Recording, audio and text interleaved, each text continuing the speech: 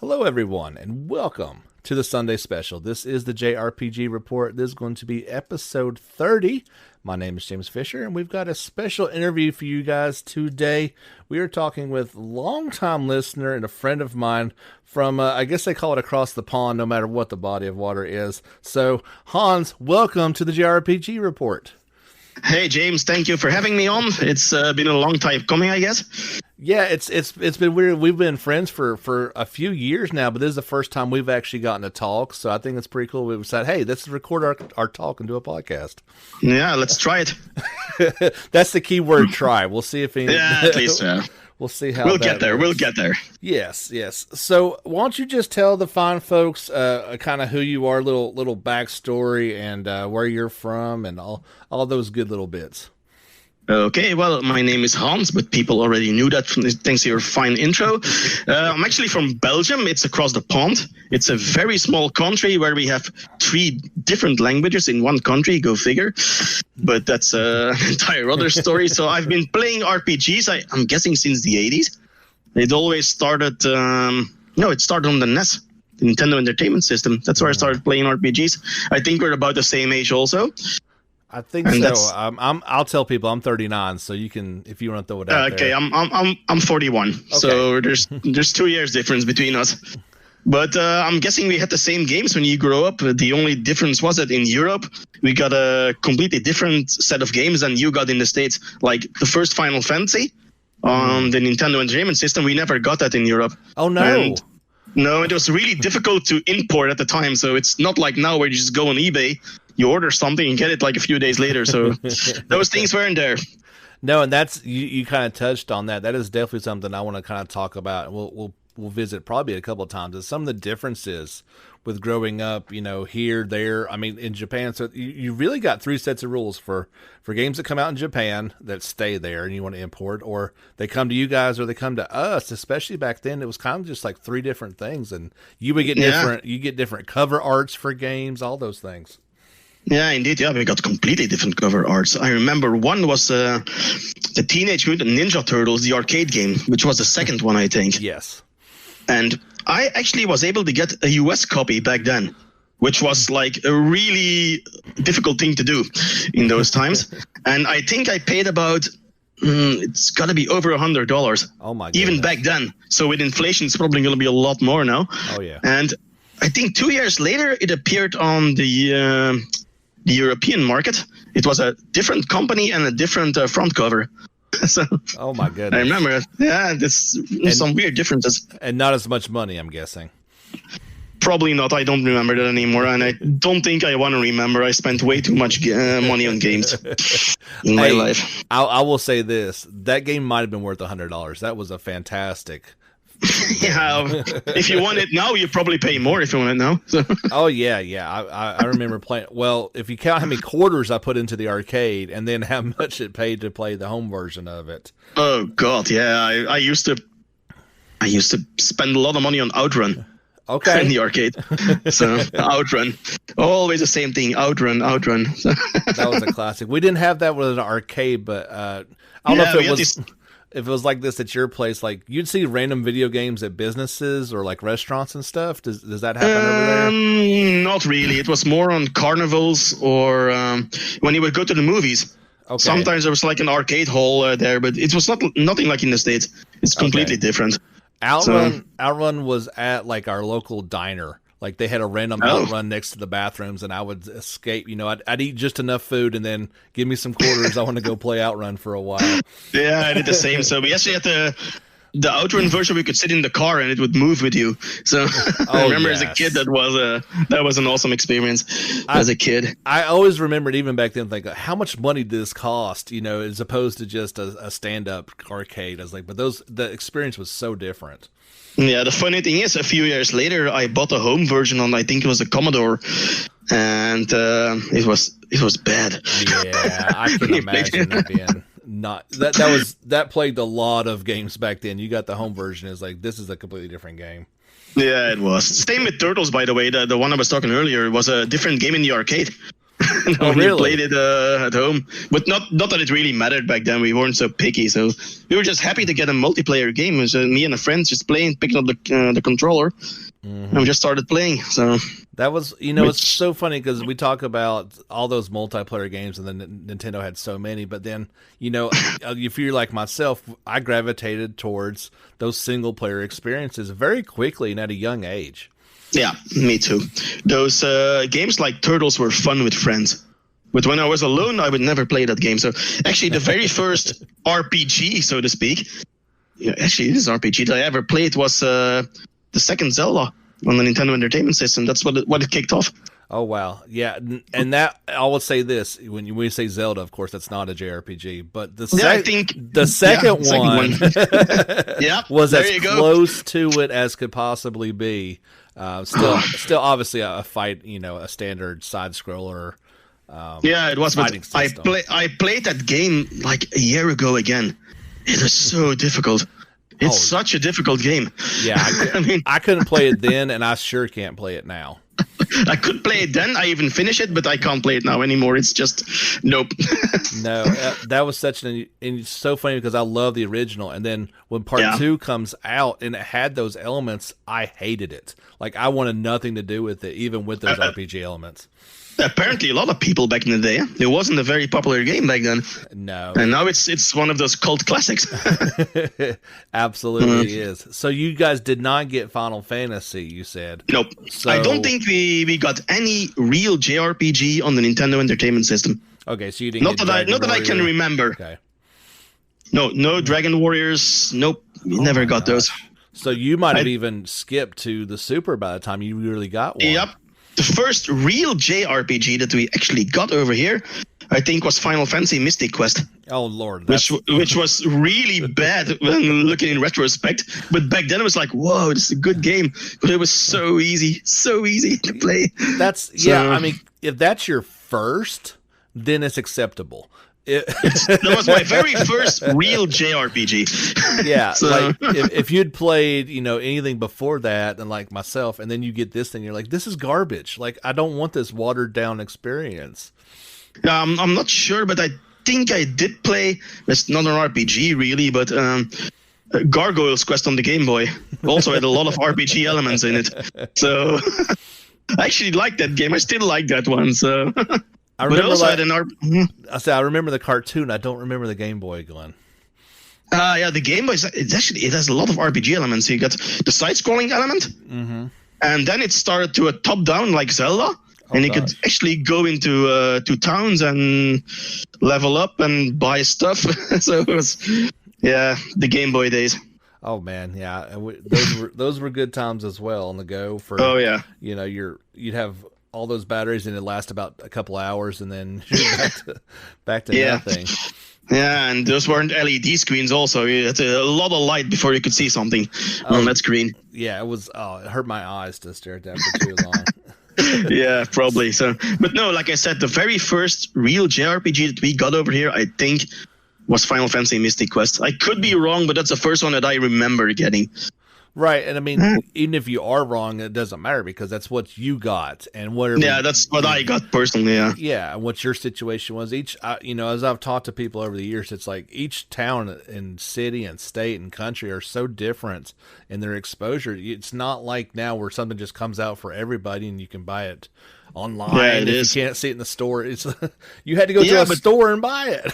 Yeah, I had to go to a store and buy it, and then even I had to check out the front cover art. I used to buy games when I saw the front cover art because we couldn't look up any reviews back then. So no. But a funny story about that one is the second JRPG that I played back then was a masterpiece, and I also bought it because of the cover art, and that was Secret of Mana. Okay. That's a really good game still. You righted the ship very quickly with that one then. Yeah. The Secret of Mana was a great game. And the fun part was I had this, one of my best friends used to came over. And we actually discovered that you could play it with two players simultaneously. So we didn't know that when I bought it. Oh, wow. So, yeah, if you just look at the front, you wouldn't know that necessarily. No, that was a really fun game. Secret of Mana. So you're an only child. Am I correct in that? Yeah, I'm an only child. Okay, so Secret of Mana was a must for us because I had a brother, and you had to play with your brother. So why not play video games? Yeah, no. But yeah, for a game that that you could play together just changed so much, and you could play with your friends. And so, who did you pick in Mana? Who was your go-to? What was his name? The little dude. Forgot his name. Are you talking about the hero or like the sprite? The sprite. Okay, the magic, whatever their name was. Yeah. Yeah, I don't remember. It's been too long. I haven't played the remake yet, so don't hate me for it. No, I'm not. I'd hate you if you did play it and like it. From that thing was bad. I haven't played it. I looked at the picture and was like, I don't want this. No, why did they do this? Yeah, it's like this is not needed for me. No, not at all. But it was a. So go ahead. It was a really fun game back then. Oh, Secret of Mana. It's one of my best gaming memories at all. So it was like a whole new. How do I say this? A whole new dimension of games opened up for me back then with playing Secret of Mana. As I say, Final Fantasy Mystic Quest led me into the genre more, but Secret of Mana just opened me up to the genre in total. Oh yeah. And maybe I know it's more of an action-based JRPG, but still, for some reason, I gravitated towards those kind of games back then because of those. Oh yeah, I mean, just because it was an action battle system doesn't mean it was still clearly a JRPG, and it wasn't. Yeah. It didn't need to be turn-based to be that, because all those places you go and explore, and I'll never forget either flying on Flamey or being shot out of the cannon and surviving, the fallback. And surviving, yeah. Yeah, indeed. That was also something back in the days. I'm not going to spoil it here for the people that have never played it, but I also vividly remember the final boss. It took us days upon days to beat it because we had no idea what to do. No, yeah, like you said, there wasn't anything you could look up online, a walkthrough or something. Nope, it's all watch and learn. In our case, die and learn. So. I don't think that one. I may be wrong. I don't think that one actually got a strategy guide either. That was right when those were started. Not sure. Yeah. You could get those, but I actually never bought strategy guides until games started to become more and more digital. Really? To at least have something of the game. Right. Because I like my physical copies, and as a PC gamer, that's even more difficult to get physical copies now. And I always buy the strategy guide and to have something. I actually don't even open the strategy guides 9 out of 10 times. Wow. Sorry. So yeah, just to have them. Oh yeah, and now they're gone. I don't think we're going to get those back anytime. Unfortunately, no, it's over, man. Those things are not coming back. No, it's kind of sad because that was always a part of. For me, that was a part of the experience. Was you got this brand new game and you got this giant book to go along with it, and I wouldn't even use it. I just wanted it. Here. I just wanted it there. Besides me. Yes, it needs to be there. That's it. It's a part of it. And now, after I beat it, then I'd go back and look through it. But I didn't want to ruin anything, really. Yeah, I did about the same. So I guess we're about the same way in that respect. We're both physical collectors. You've got some awesome collections. Maybe we can get into those. Sure. Playing those games growing up, you didn't actually get those, or did you lose the copies of it to where you've had to rebuy those recently? Oh man, I wish I didn't have to rebuy them all, but no. Actually, when the Super Nintendo was out for I think a year or two, we got this little video game shop here a bit down the road, and they actually imported games. Okay. So I was able to get my hands on the American games like Chrono Trigger. I was able to get Earthbound, Final Fantasy 3, all those. We didn't have those here. They never appeared in Europe. That's terrible. And I was finally able to get them. So, and I remember buying the Super Mario RPG and had this little converter for the Super Nintendo, and it didn't work. I went back to the store and said, what the hell's the problem here? He said, you need a new converter and another game to put in the converter because it won't work with just any European game. So the way a converter works is you put in your American game, and at the back of that you put in your European game. So you trick the console into thinking it's a European game. but it didn't work with just any European game. So I had to buy a specific game. I think it was Donkey Kong back then, or Donkey Kong Country 2. I'm not even sure. I had to buy that also, enabled to play Super Mario RPG. Otherwise, just couldn't play it. That is insane. I've never heard that before. Yeah, I remember that vividly. It could also be that the store just ripped me off. It could. That's also a possibility. He was selling. He was the only store selling converters in the entire country. Yeah. He'd made them up those just for you. But anyway, I remember it working when I got that game and I put it in the converter and got a new converter. It worked. Wow. So I was able to play the Mario RPG finally. So.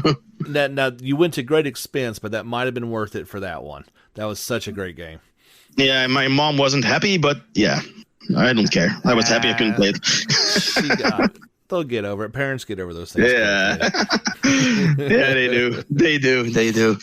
So, no, but what you were saying earlier, no, all those games from my childhood, at some point when you're like 14 or 15 years old, you just want a new game, you don't have money, what do? You trade in the games. I think in the US you had GameStop back then or something. Yeah, or there's a competitor, eBay or something. Yeah, it was the same here. So we had these small shops. You traded in your copy, you got peanuts. Oh, yes. And that's how I lost all my games. And it wasn't until I was an adult I started collecting them again. And so here and there. At great expense. That's very great expense. So you know it from your page on Facebook. So this year alone, I bought Chrono Trigger and Earthbound.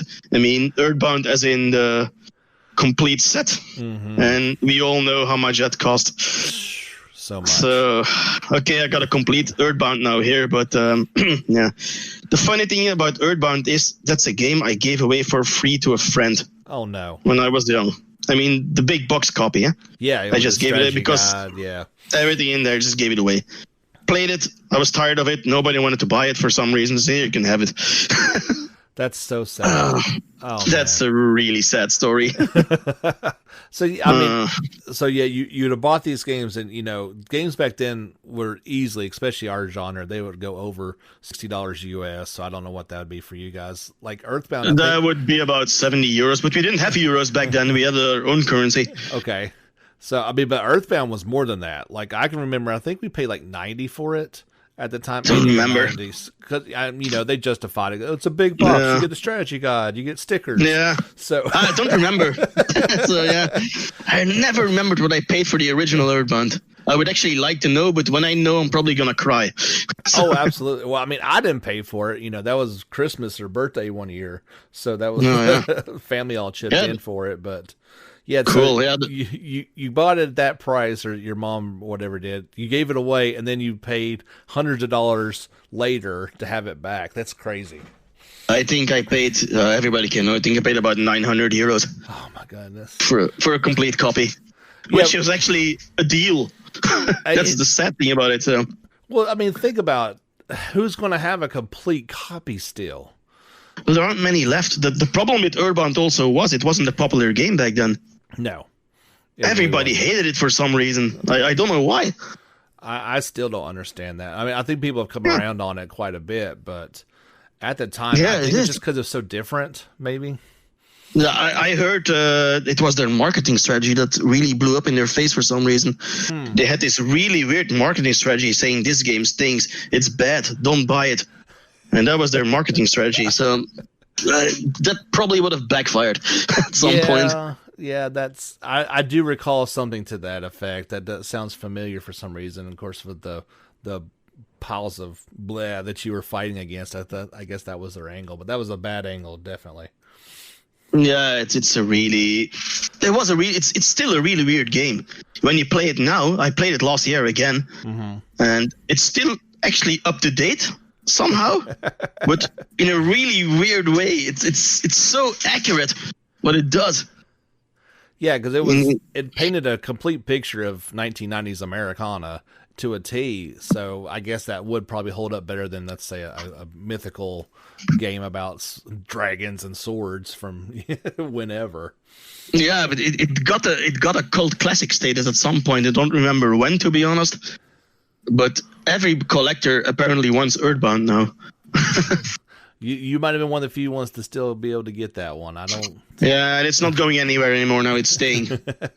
See, my great fault was I kept all my games from back then, but in order to fit in the little holder that I had, the boxes are gone. The holder, the instruction manuals, those were in in the trash somewheres. Ouch! Yeah, and that would look so good because the boxes were half the draw of the Nintendo and Super Nintendo ones. They were so nice. Yeah, it is. It is. I actually don't buy any game only anymore for the Super Nintendo. If I want money, I want it complete. Yes. I can understand that because you're not buying it necessarily to play it, although you do. But yeah, but you know how I play them. I mean, I buy the game and then I actually emulate them on one of my handhelds. So I'm not putting them in a physical Super Nintendo. It's staying in the box, so that's where it stays for the rest of its life. Do you still have your Super Nintendo? I still have my Super Nintendo somewhere. Okay. That's that was my other question too. Is I guess it was called Super Nintendo. It wasn't Famicom over there.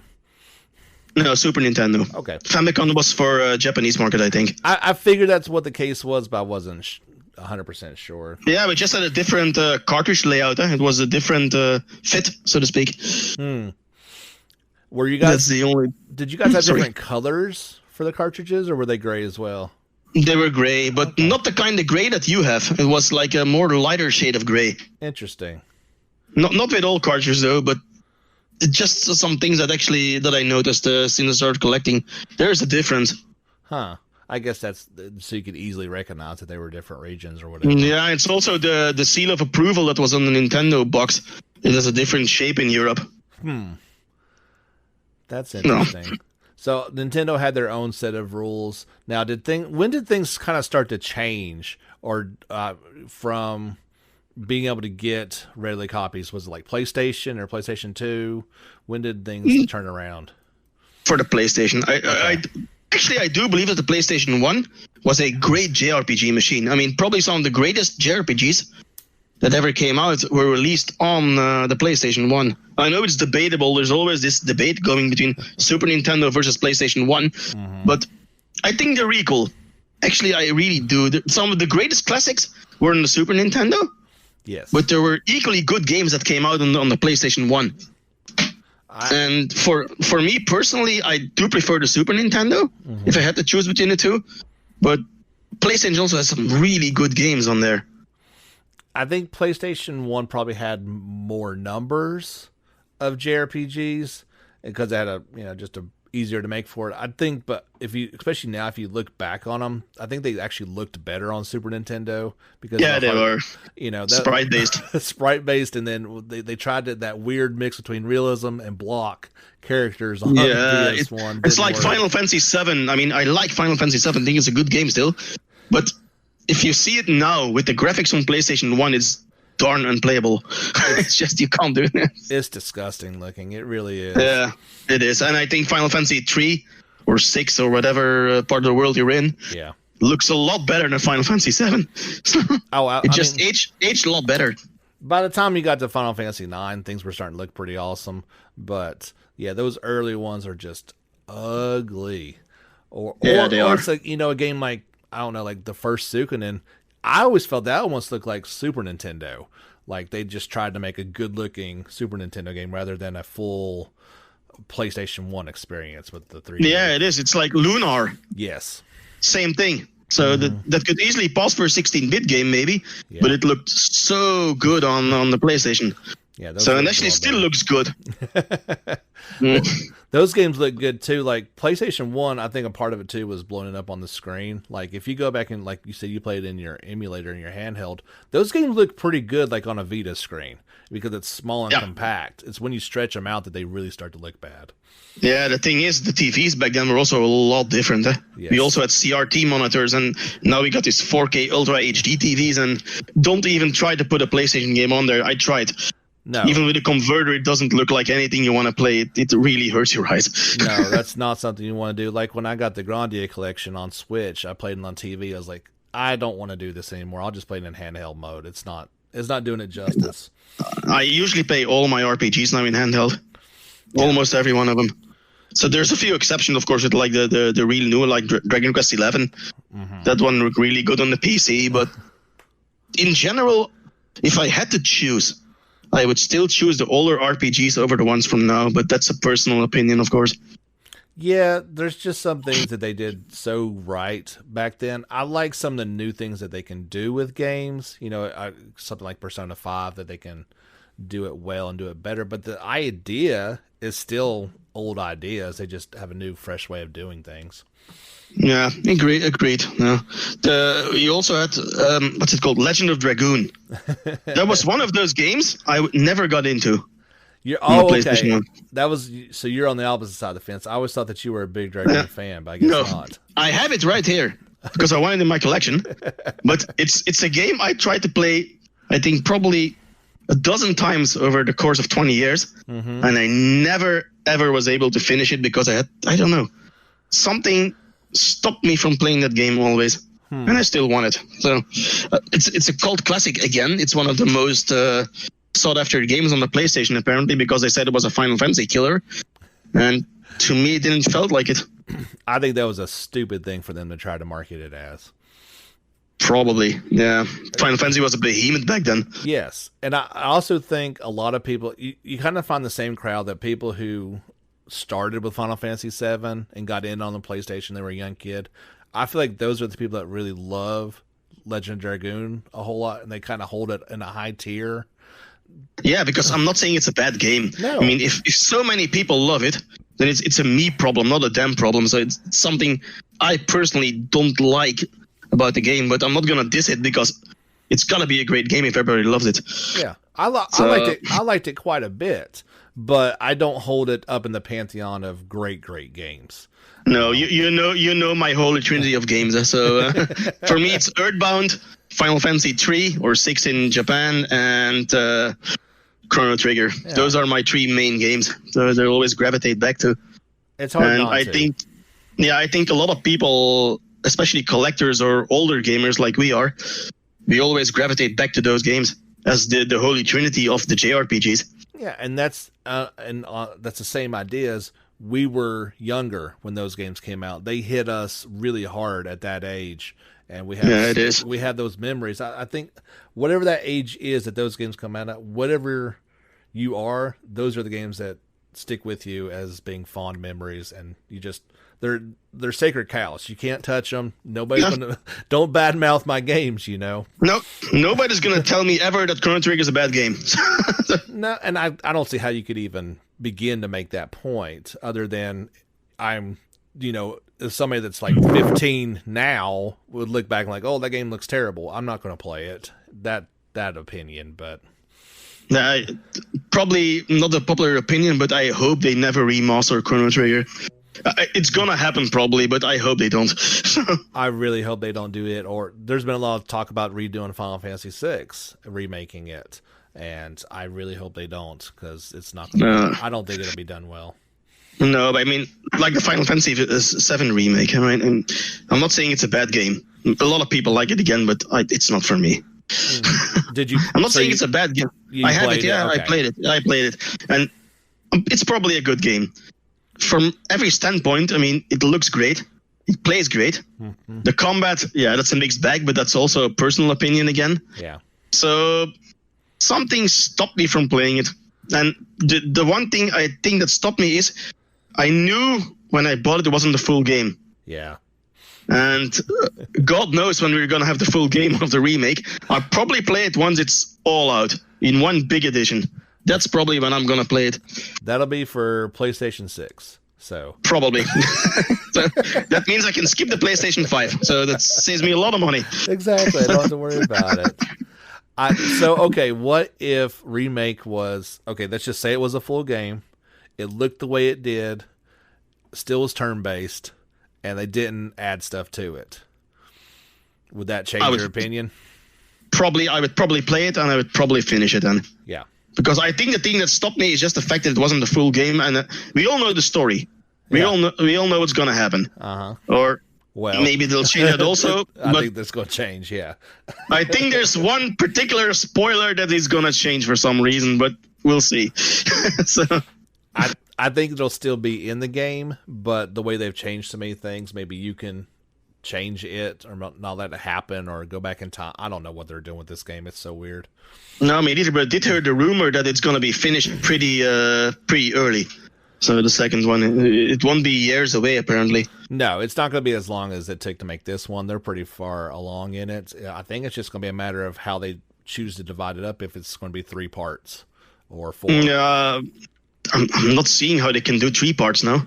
No. Because, I mean, how long is this part? What's it take, 40 hours to finish? Yeah, I mean, you could stretch it out a little bit longer, but it's pretty much a solid 40, yeah. But you see, and that's just the start of the game. Oh, yeah, I mean, it wasn't even, Midgar, Disc 1 went well past Midgar. So if you're going to discs, it could be like 5 parts or something. Yeah, they're probably not going to do that, but I am interested to see how they're going to tackle a few things. Like the open world, which back then was like, whoa, you can go in the open world. So I'm really curious to see how they're going to nail that one in this remake, but I guess we'll have to wait and see then. I'm very curious how they handle that, considering how no game has really done that open world the way those games used to, with the maps and running around and enemies. They stopped at some point. Yeah, I mean, it is. You look at Final Fantasy X. I mean, there's no go from part to part to part. Unpopular opinion, I wasn't a fan of Final Fantasy X also. So. Oh, that is unpopular, friend. Yeah, that's a really unpopular opinion, but no, it's a game actually I also never finished.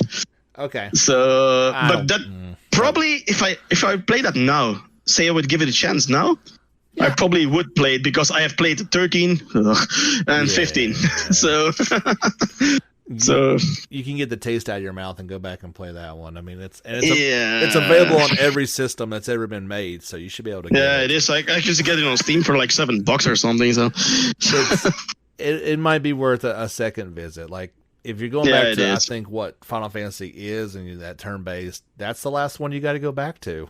Yeah, because back then when I played the game for the first time, I was so used to Final Fantasy games like 9, 8, 7, 6. Yeah. And those were all with an overworld and a map and all those things, and all those things were suddenly gone in the tent, and that's what actually threw me off back then. And that was the thing. Like we always expected just to be bigger and better, and it's like as the games got more detailed, like they started taking things away from them. It was very odd. Yeah, that's. I think that's why so many people hate Final Fantasy 13. Well, there's a lot of reasons to hate 13. Yeah, I know. But I'm one of those stupid people who actually bought an Xbox back then just to play that game. Ooh. And yeah, you can imagine my disappointment when I got home and I turned on the console that game. So it looks pretty. That really hurt. It's a gorgeous game, but that's about it. But that is.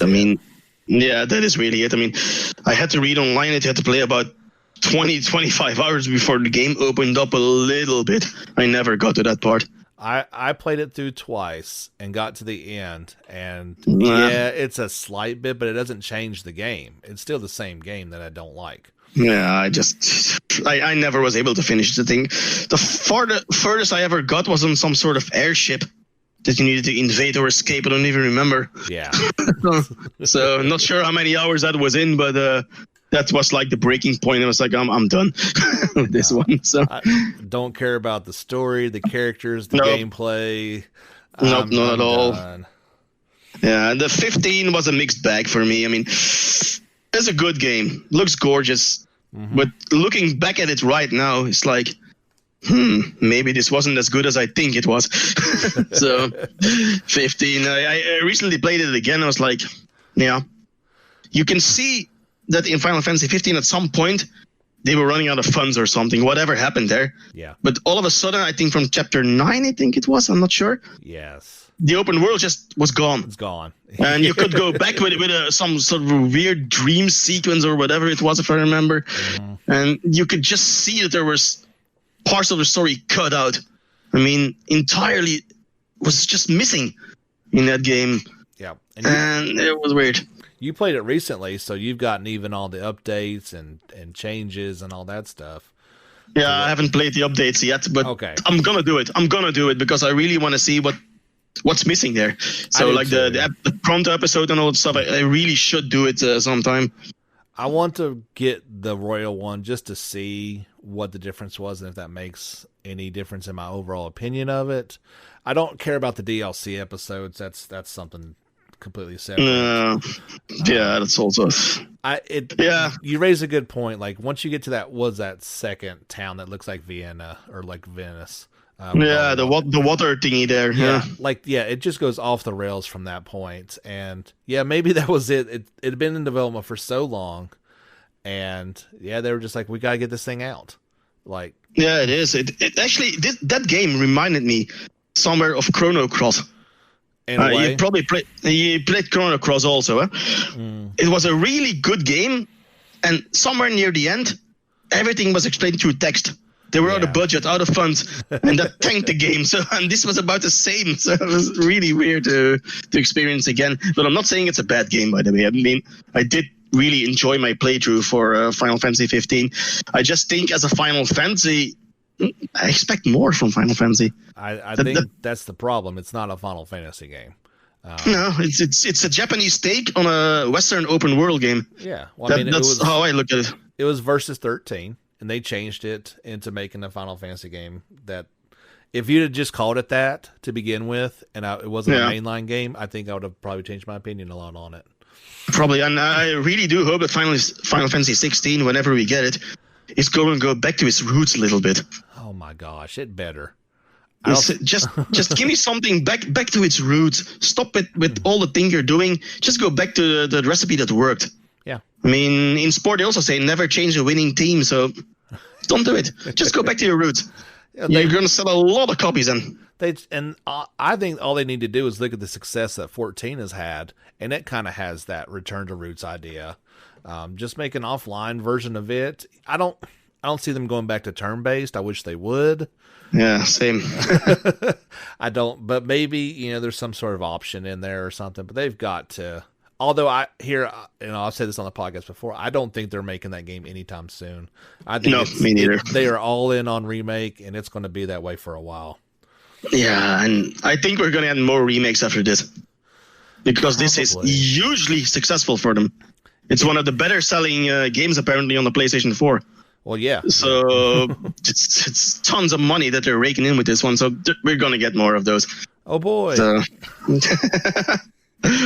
Yeah. That's they'll just keep on making games that people want and will sell well, but I don't think they're going to be making new games for a while. You're probably right. Yeah, why would you? if you get free money from something else? Yeah, the script's already written, the characters are all there. You just got to make the game. Yeah, but on the plus side, we do have now confirmation apparently that Dragon Quest will come to the West again. And what's it, the 12th one, I think it is? Yes. Dragon Quest 12. The next one. So, it's going to be coming to the West and on PC all systems, so that's really great for me. I think that one's a while away, too, though. It's not going to happen overnight, so it's at least 3 years, probably. Do we get Remake Part 2 or Dragon Quest 12 first? I think we're going to remake Part 2 first. I think you're right. I don't think there's even any talk about Dragon Quest 12 yet. I mean, there's probably some manuscript laying somewhere, but that's about it, I guess. So it has been confirmed that it is a thing, but it's probably so early on. It's nowhere near. Yeah, that's like the new Elder Scrolls game. They just saw the title screen a few years ago, and that's it. But they're the not. Elder Scrolls 6. That's it. Are they working on anything else though? Square Enix, they're a huge company. They've got a lot of games going on. But it seems like Bethesda, is that Elder Scrolls? Is that who does those? Yeah, Bethesda. I mean, what else are they doing? Fallout 76, yeehaw.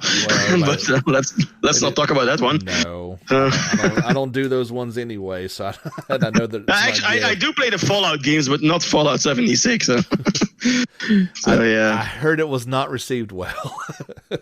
That's a bit of an understatement. I had that game on pre-order, the collector's edition. I think it was 120 euros, and the reviews came in. And I was like, oh no, I gotta cancel my pre-order right now. So I didn't want it anymore. There was this huge helmet in there that I wanted. It was like, no, I'm not paying 120 euros just for a helmet. I just canceled my pre-order. That game was really bad. So wow, you dodged a bullet there. I really dodged a bullet. I have a lot of those collector's editions over here, and every single one that I got, I have played. But I just wouldn't want it to stand here as a testament to how much money I lost on that game. No, thanks. No, I think you did. I think you did okay there. Well, why don't we? I think this is a perfect time. Let's take a little break, and we'll be back. We'll have a few more fun things to talk about here with Hans on our JRPG Report Sunday Special, Episode 30. All right, everybody, we're back. Thanks for hanging out with us. And, of course, thanks to Anchor for always pushing this podcast out there to your ears. We've been chatting it up with Hans, and we've been talking about a whole bunch of different stuff. But the thing that I want to, and I want to kind of get on, because it's going on right now, is Gamescon. So, like, how far away from that is you? Are you? It's about 2.5 hours drive for me. It's in Cologne, so that's not bad. I actually go to Germany a lot for the football, but so Cologne, 2.5 hours approximately. I've been there once at Gamescom, which was like I think 6 or 7 years ago, and we actually had plans to go again this year, but we all know what happened in the world. Yeah. So there's no Gamescom at the moment for me. No, it's a little bit different with everything going on virtual this year. So, so what was that experience like going to a giant event like that?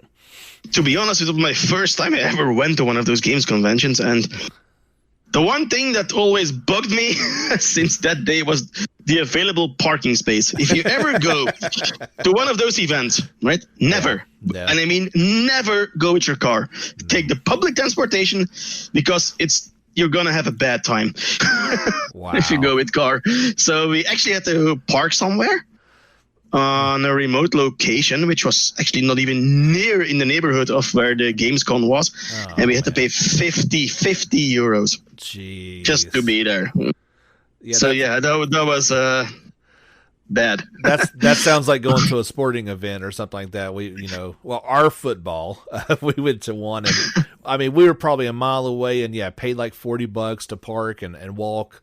Oh my gosh, same there. So ridiculous. But the actual Gamescom itself was actually quite fun, because all those developers, they had their own booths, they had the stage presence, back in that time there was something to do with Blizzard and World of Warcraft. They were announcing a new expansion. I don't remember which one, to be honest.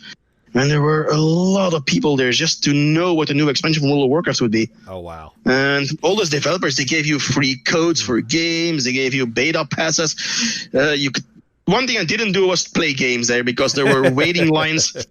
Yeah, if you wanted to play a game like in the beta, and you had to wait like 2 hours in a line, it's like, no, not gonna do that. So I remember also being in the Guild Wars stand. I don't play Guild Wars, but they had a really cool stand there, and they gave me a lot of codes for weapons in game and potions and I don't know what. So there's a few, and then EA. Yeah. We all know EA. Yeah, great company. The best company. I mean, surprise mechanics, anyone. But no, they had this really big stand, and there was this real life Need for Speed car there. Oh, you could actually sit in and take pictures with, and that was a fun thing to do. And I remember also on the Blizzard stand, they had made this troll figurine. It's one of those Horde war chiefs, entirely out of Legos. Oh, no, that's cool. Probably sure it was about 100 or 200,000 Legos to build it, because it's bigger than me. Holy cow. You know what I'll do? I'll post the pictures on your site. I still have those pictures. Yeah, that'd be incredible. We'd love to see that. I'll put them on Facebook. I'll put them up there. Okay. So you can see those. And there was also a lot of cosplay. Yes, of going course. on. Didn't see the cosplay competition, but a lot of people of the cosplayers, I mean, they were walking around, so got a few photo ops with a few of them. And there was also a more my kind than a PC modding competition. Okay. And they had the most incredible mods there for your PC. Like, there was this one PC, I also have a picture of that one, that was encased in a skeleton. It was a skeleton PC they made, so it's really, real, awesome to see. Real skeleton bones? Yeah, no, I don't think it's a real skeleton. Okay, that'd be probably sick. be illegal if you do that. But so it was a cool thing to see, and like dragon modification, all that kind of stuff. So yeah, it was the greatest, and I'm going back. So probably 2021, if everything is over by then, we're going to Gamescom. But we had our tickets for this year. Oh gosh, and then it happened. We had tickets, we had a hotel, we had everything this time planned out, and then stuff happened. Life happened, and we're here now. Yep. That's awesome. Yeah, I've never been to like a big event, so I can only imagine like you kind of skipped over all the small stuff and went right to the giant one. Yeah, we don't really have a lot of small stuff here. I mean, I still think that E3 is like the biggest one in the world, I guess. I know Gamescom is the biggest in Europe. Yes. And there's probably other game conventions here that I don't even know about. Yeah, it's about as big as you can go to within any reason. Yeah. Also, yeah, if you're ever in Europe, and Cologne is really a city you should visit. There's a lot of stuff to do over there. So it's a great location to be there. Yeah, that's definitely one of the cities that, you kind of, as an American, you kind of got the like all the European cities that you definitely want to go to. That's pretty high up on the list, and you can't go to them all. There's so many. No, it is. But Gamescom, I mean, if you ever want to go, it's really worth your money. I mean, for you, it's a real bit harder to get there, of course. But for us, yeah, it's like next door. I mean, 2.5 hour drive. That's nothing. So no, I'm used to a lot more. I'm not sure how it is in the States, but 2.5 hour drives is not long for me. So no, that's a drive to the amusement park for us. That's nothing. Yeah, there you go. I think it's about 300 kilometers. Well, approximately. Yeah. Hopefully everything will be back to normal. You can go next year, and then you can post some more pictures next year for us. Yeah, and I'll try and get some codes for everyone then. So obviously, with it being virtual this year, have you still kind of tuned in to see what's going on, or is it just you don't really care as much? Nah, I didn't tune in. I just looked on PC Gamer website to see if there's anything interesting there. But so far, there hasn't been anything that caught my eye. No, there's something I missed maybe, but yeah. Well, you just need to go onto our Facebook page and see. But yeah, there's some other stuff. I mean, there's been a few things, but like I don't know. Like obviously, E3 didn't even happen in any form really. And then this one, it's like I'll just wait until the trailer comes out on the news site and check it out. Then I'm not going to be glued to a live stream. Like, nah, me neither. Never done that. So I've done it a couple of times, but it's like you're always disappointed because you're sitting there waiting. And nothing, it is. And nothing happens. I once bought a virtual BlizzCon ticket. Oh. Because I really wanted the in-game pet if you bought a ticket. So, and I tuned into the live stream and was like, this is stupid. Oh, this is not for me. It's not for me. So. And you paid money for it, even better. Yeah, but I did get an in-game pet. So, so I did get something. It wasn't a complete waste of money. No, it wasn't a complete. It was a bit of a waste of money, but still, yeah. But anyway, no. Yeah. So you kind of mentioned it a bit in there. So you're a bit of a PC guy. I know small bit. You joke about your PC master race and all that. Where did that even start at? Who came up with that nutty idea? Well, first of all, the PC master race it's a meme. Yes, it's a joke. I think it originated from the very first Witcher game. Okay. It was ported from PC to console or vice versa. Don't quote me on it. I'm sure people will put it in the comments that I'm wrong, but I mean, and some guy there, a reviewer put in, this game is just for the PC master race. Oh my god. That's how it started. So, and it became a meme since then. So, it's grown quite a bit since then. Yeah, but to be honest, there is no real PC master race. So it's a meme. I mean, it's probably the fanboys. Oh, it absolutely is. It's the fanboys. I mean, that's it. There's no more. If you really say, yeah, I'm PC Master Race, then you're a fan.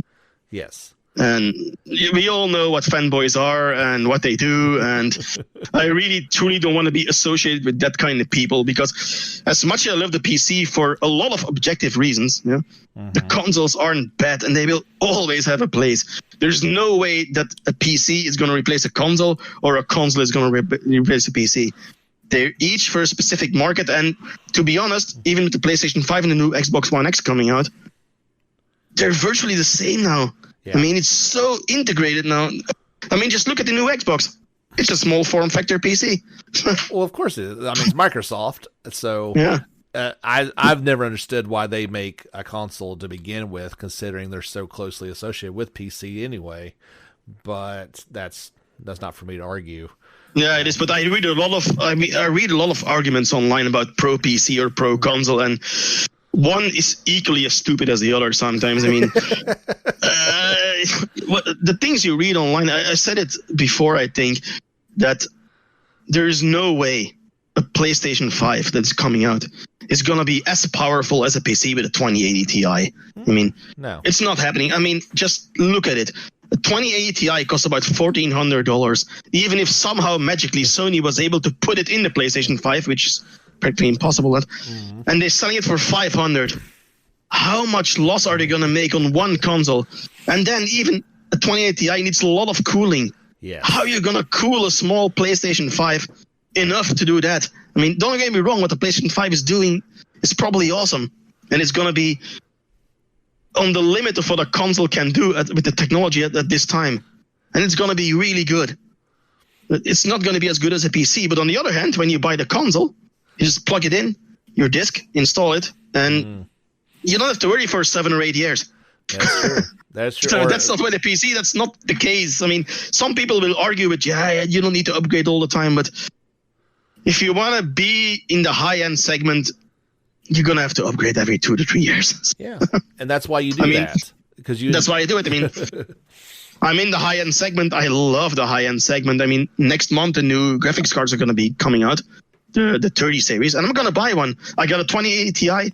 I'm going to sell it and buy one of the new cards. There you go. Which you don't have to do, by the way. So PC gaming is not as expensive as all other people say, but if you want to go to the high-end segment and you want to play everything in the best form possible, then you're going to pay a lot of money. So that's with the PC, you don't have to, with the console, you don't have to mind all those things. You just get it. Yeah. And that's it. That's it. You pay your money every 5 or 6 years. You're good to go. Like you can upgrade like the hard drive on it, but that's really it. It's really done. it. Yeah. But on the other side, you also have the argument that console fanboys are saying, PC is way too expensive and this and that. I mean, that's not true. I mean, yes, buying a PC initially is going to be more expensive. But when you pay like $70 for a new game, I pay $30 or $40 if I shop around a little bit smart, and that's where your profits come from. Yeah. Which is impossible to do on a console. And also, I don't like the argument saying, console just works. It's not true. You have to put in your disc. You have to install the disc. I mean, it's basically the same. So that's not an argument anymore. No. I think, and we all know, you own a PlayStation 4 yourself, how long a download takes there on the PlayStation 4. I truly hope with PlayStation 5 they do something about the download speeds, because that is horrible. It really is. Yeah, you've got, and the file sizes are just getting larger and larger, and that's the other argument, is the hard drive that you need to hold games now is crazy. I can't imagine where we're going with these games and how much install is going to be needed. Was it the new Modern Warfare that took over 200 gigabytes now? I don't know. I've not heard the new ones yet. I know something like Red Dead Redemption 2 was like 125. Yeah, I think it's 90 or something on the PC. But be that as may, I have like 4 terabytes here. Of course you do, but a console, even the souped up versions of it, it's a gigabyte. Terabyte. Sorry, 4 terabytes. Excuse me. Yeah. So you have to, and I've upgraded mine to be able to hold all that, or buy an external one. So that's the limitations that they're really going to have to address here very soon, especially with the all digital version now. So, I'm actually kind of curious about the all digital version. I'm a little bit skeptical about it, and again, this comes from a collector. I mean, if I would buy the PlayStation 5, I would probably buy the one with the disc.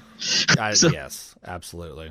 Because I understand why people are going all digital. As a PC gamer, I don't have any other options than to go digital in most of the cases, and my collector heart bleeds whenever I do that. So. I've heard that us as collectors speak from it differently, but I've heard people say like they just don't care about collections. They don't have the space for it, it's not it's not a thing to them, and that's cool. So you're going to be digital anyway. Well, to be honest, needing space isn't a requirement to collect games. So. You need a room. Yeah, and when that's filled up, you got a problem. See, I am in the situation right now that I literally can't fit anything anymore. So that's it. If I want something new, I'm gonna have to get rid of something old, and I don't want to do that. No, it's either I need a second room, or I need to wait until my daughter's 18 when she moves the hell out, and I can claim that room. You hope at 18, right? Yeah, maybe. We'll see. When she's still there at 30, you're like, it's okay. I don't need the room. Don't worry about it. Yeah, I'll probably sell everything then and buy a car. Yes, or you just got to get a new house with the bigger rooms. Yeah, probably. I could actually sell everything and buy a house maybe by then. So who knows? We'll see. But no, anyway. Anyways, I was saying, I mean, PC versus console. I mean, it's a stupid debate. It's just, honestly, just stupid. I mean, you've seen my pictures, right? My PlayStation 4 is hooked up to a monitor. Yeah, exactly. You're playing it there anyway. Yeah, so for me, it doesn't change a bit. And there's also a lot of emulation going on now also. So you're a different type of gamer to begin with. So like in my situation, I sit at my computer all day long working. That's the last thing I want to do when I'm gaming. I like to go to the couch and play on the big TV. So that's an argument I hear a lot, and my counter argument always is when you can hook your PC up to a TV quite easily. But hey, go ahead. Oh yeah, well I mean my computer's in my office. That's my workspace. Yeah. So, you know, and I like to at least see my family some of the days. So we're at least in the same room when I'm gaming later on. And I don't, another point, and I don't know if everybody's experienced the same with this. When I'm playing a digital game, something that I've downloaded, I've noticed my PlayStation 4, and I've got the Pro and everything, it really starts to hum. Like that hard drive really starts spinning. It gets hot. I was joking around that my daughter was playing Slime Rancher. And I don't know if you. Yeah. I mean, we're not talking about like the highest spec game of all time here. And nope. It shut off my PlayStation. It overheated. Ouch. I never had experienced that, and I got a Pro also. Never had that. But I heard a lot of people have had it, so it's a problem. Well, I mean, it makes sense. You're accessing the hard drive. It's got to spin. It's going to create heat. And I've never occasionally I'll hear my fan turn on with a game like Resident Evil 2 where it's really pushing it. But by and large, I've never heard it nearly as much as when we play games off the hard drive. Well, the tech nerd in me would then just open up the PlayStation and repaste it and stuff, but I'm not going to do it. So when I start opening systems, bad things happen, man. Yeah, with PC, okay, but the PlayStation was just stand there and do your job. Yeah, that's all you need to do. That's why I bought you that. I know how to open my PC up and clean it out and get all those things, those type of things. Yeah, I bought the PlayStation 4 Pro First for VR, because my daughter wanted VR. Okay. And the second one to play a few JRPGs. But gotta be honest, the JRPG list on the PlayStation 4, compared to what it used to be, yeah, that's debatable. But it wasn't my favorite JRPG system. I played a lot more JRPGs on my handheld than I did on my actual PlayStation. It's better than it was for PlayStation 3. Yeah, PlayStation 3 was also a horrible time. But for me, I said it earlier to you when we were chatting. I mean, the PlayStation 3 era was the dark times for me. So it was when I played World of Warcraft and literally didn't play anything else. so there wasn't a whole lot to play anyway. So you might have had time well spent on your WoW days. Yeah. Yeah, don't remind me. Yeah, but I bought a few games on the PlayStation 4 though. I mean, I got like Kingdom Hearts 3, yeehaw! Yay! Yay! I haven't even started the game, to be honest. Okay.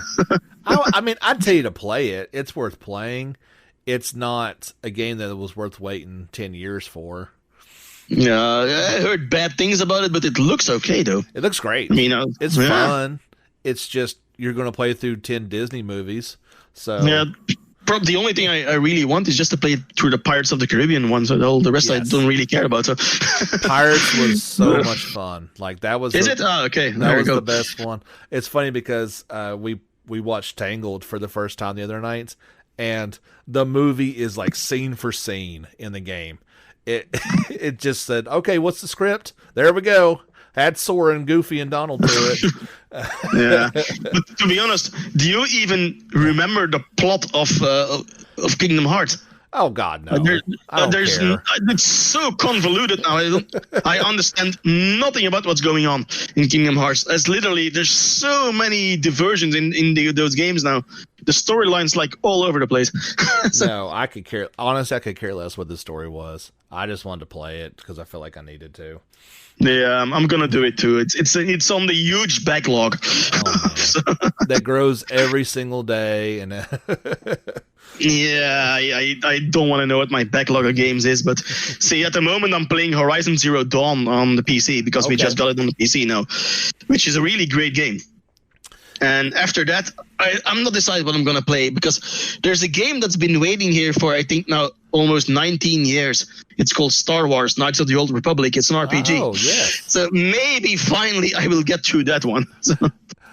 That's another one because I was never an Xbox guy. I never got to play that one, but yeah, I got it on PC. I don't have an Xbox. Yeah, KOTOR is in high regards as far as RPGs go. So it is, yeah. It's supposed to be really awesome, and it's been laying here since I think 2005 or something. I'm not sure. Wow, just been staring at you like, hey, come on.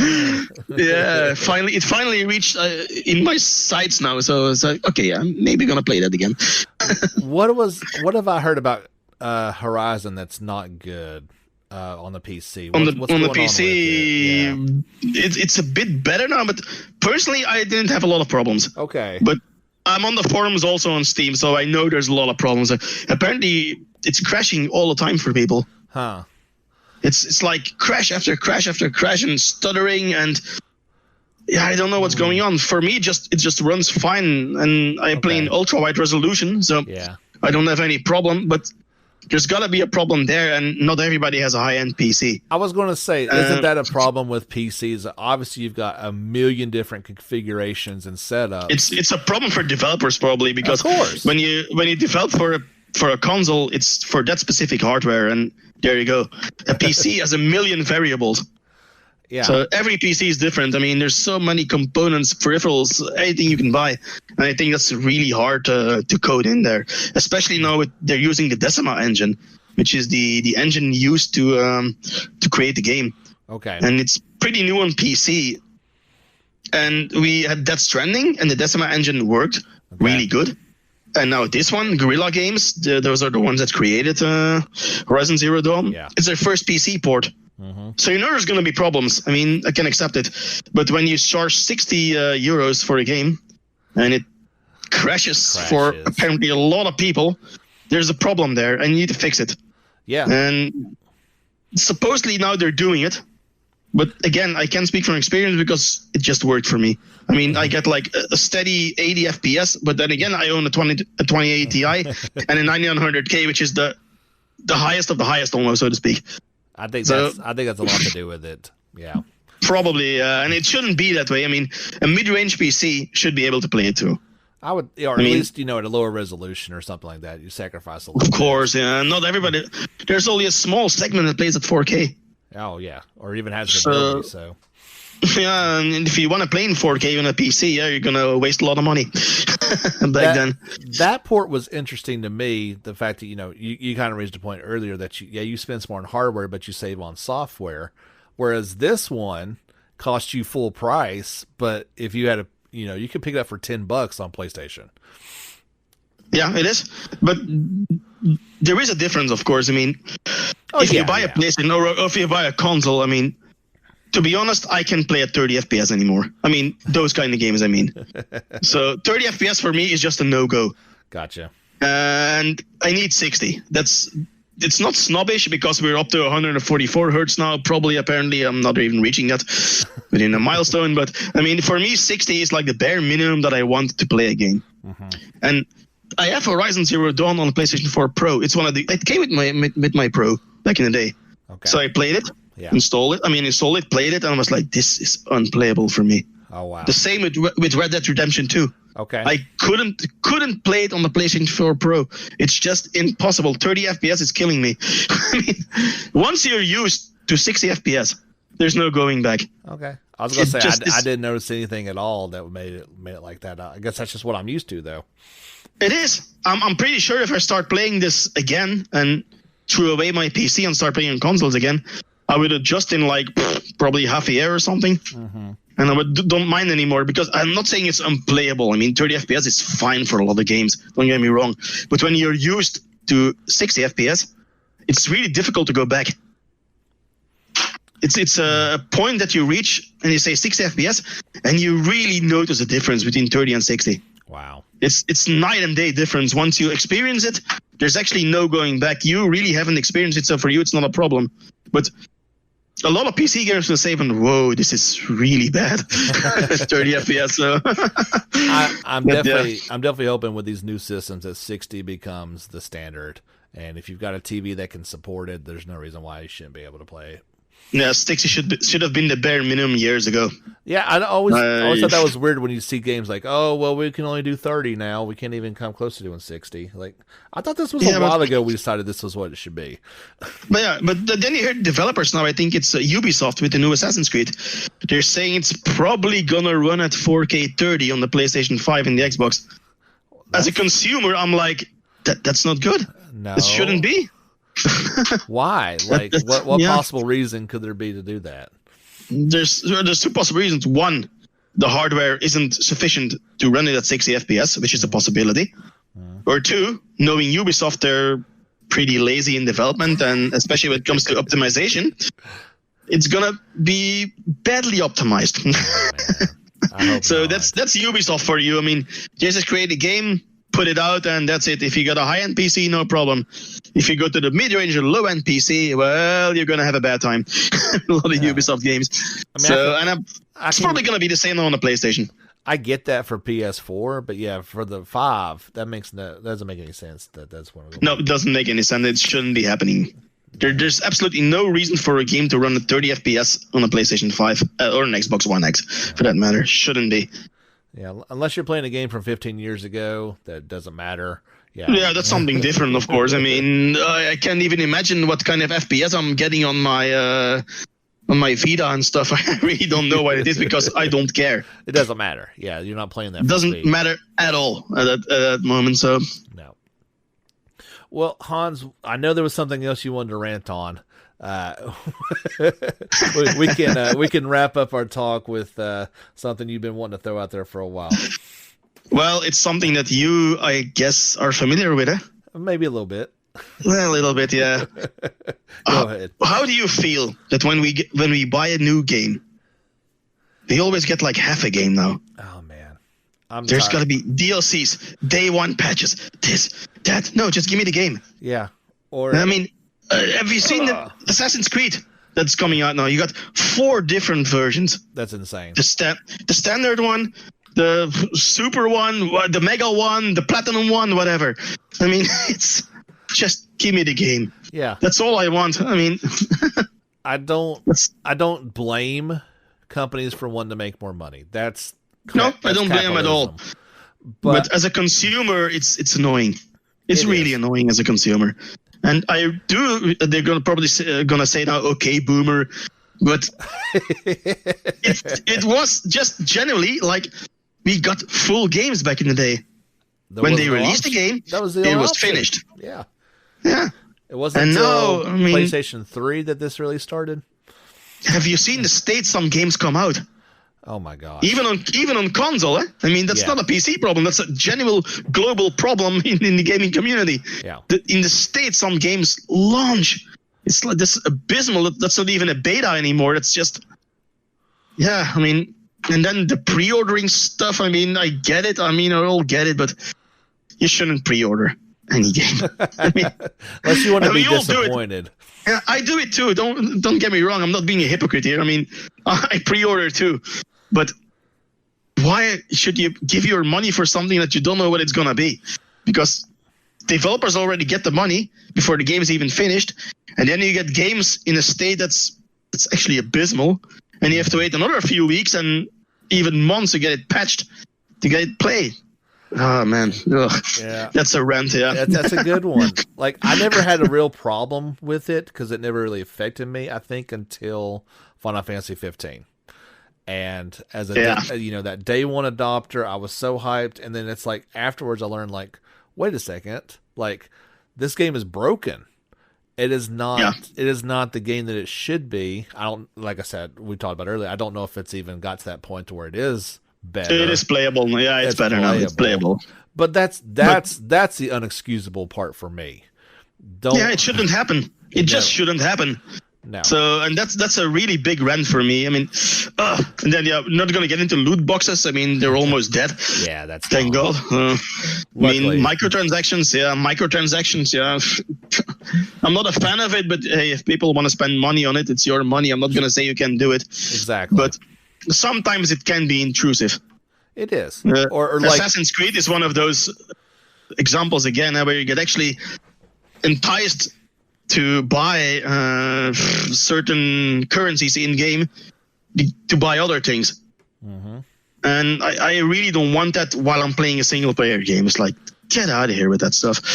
Yeah, that's where I don't want it at all. It's like, okay, if I want to buy like a new costume for the characters and it costs me a couple bucks, well, that's me. I can do that. That's on you. That's on you. But not something that's required to enjoy the game. That's not cool. But then again, we're talking about cosmetics. I mean, when you buy a new costume, it's a cosmetic, change your character. Yeah. But some games you can actually, pay to win.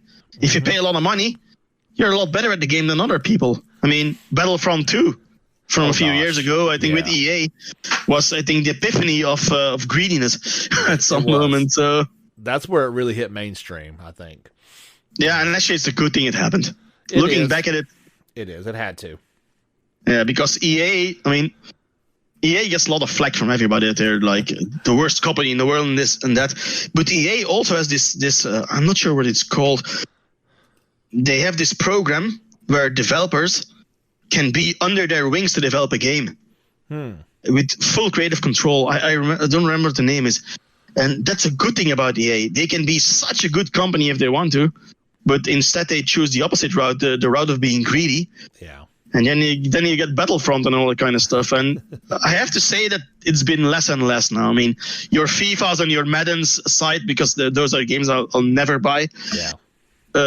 With those Ultimate Team card packs and all kind of stuff, that's just straight up gambling. It is. I've heard. That's what I actually was about to bring up. I heard that about Madden, that people are spending like $20 a week basically after you buy the game in order to get these packs. And I'm like, that sounds like a scratch ticket. It really does. Yeah, but when you already paid $60 for a game or euros, I believe you should have the game just as it is. I agree. Yeah. On a separate but equal note, I have a real problem with, actually somebody asked this on a forum the other day and they answered like, what are you looking forward to with Persona 6? And of course, this is a long time away from it. I was like, well, first day is we need the game that's supposed to be. They did this with Golden and they did it with Royal, where we got a better, more complete version of the game later and had to buy the game twice. That really ticks me off. Yeah, those are all those terrible anti-consumer things. And as a consumer, I will always advocate for the right of a consumer. Mm-hmm. I'm always on the consumer side, and developers, sadly, they aren't anymore. I get it. They're companies, they want to make money, but you're alienating an older fan base. Yeah. And then we get to the boomer stuff again, because I see my daughter. She's turning 8. She doesn't care about spending like €5 on something like in Robux. Yeah. Right. To buy some currency there. It's just a normal thing for them. It is. And for us, it's like, hell no. Oh, yeah. We've spent it just as much on the game, on add-ons to Minecraft, as we have for the game itself, if not more. Yeah, we all know it's not going to go away. I mean, no, it's not. It's here to stay, and we're going to have to accept it. But hey, I still have the right to rant about it, damn it. Oh, that's exactly our right. And I think our voices need to be heard when the next one's going to come up here real soon in a couple of months when Dragon Quest XI comes out. And so we get this subpar version of the first time on PS4. A better version comes out for Switch, but in some ways it's not better in terms of graphics. And then they port the Switch version for you guys on PC and Xbox One. We have it on PC, yeah? Yeah. Well, I mean, this is going to be that version of it now, so it's going to be this completely different mess. Yeah, we're getting an update or something. I don't know what's going. I finish it. I have no desire to play it again at the moment. So it's a good game. Don't get me wrong, but yeah, it's great. The only thing, the orchestra. The only thing that I had a patch for that one. That's another thing about PCs. You can actually use mods and stuff. So that was but the only thing that irritated me about Dragon Quest 11 was when you finish the game wasn't finished. Oh no, there's a lot more. Yeah, and I did that stuff again, right? And I was like, what is the point of having credits mid through the game? what is the bigger plan here? It was total waste of time to put the credits in there. It kind of was, because you really did need to keep on going. Like they did that with 8, and there was those extra trials, and there was stuff. Yeah, I was like, no, 11. Like that was a whole new story element that was going on there. It was kind of weird that there was credits. I liked the game. It's one of the better RPGs I played in recent years. But it just was a weird thing. But why were the credits there? That didn't make any sense. So. I guess they thought, well, I've been playing this one for 80 hours. We need to roll credits sometime soon. And I remember the final boss. I mean, the real final boss was... Oh, my gosh. Yeah. I had to level all my characters to 99, I believe. You got to be able to beat up there in order to try to beat that one. Yeah, I maxed them all out, and even then it beat my ass a few times before I was able to take it down. That's why I don't have any desire to play the game again at the moment. I will play it again though at some point, but at the moment it just no. One of these days I'm going to get back around to playing it again. I'm not going to buy this new version, but I will play it again. Yeah, I will play it again too, and I'm probably going to enjoy it a lot more than I did the first time. So, we'll see then. We'll see. we shall see, indeed. But anyway, my rant is over. So. Okay, all right. Well, if you're done ranting and we're done complaining about things as old men, we'll wrap this up. Okay, boomer. All right. Well, Hans, thank you so much for coming on here. I've had a lot of fun chit-chatting about their various different me things. too. We'll, I'm sure something will come up. We can do this again sometime. Yeah, I will do it again if there's more ranting to do or there's a game we actually both want to play. So that may happen eventually. I'm not sure. That may happen eventually. We'll see. We'll see. Excellent. All right. Thank you so much for coming on. We'll wrap this thing up. This has been the JRPG Report Sunday Special, episode 30, with our buddy Hans. Hans, do you know how we end the show here? Sorry? I said, do you know how we end the podcast? Do you want to send us out? You want to send us out with the Dragon Quest music? No, well, if you want to tell people to get back out there and level up. That way. Sorry, man. That's okay. Yeah, go ahead okay. And tell everybody. But anyway, everybody get back out there and level up.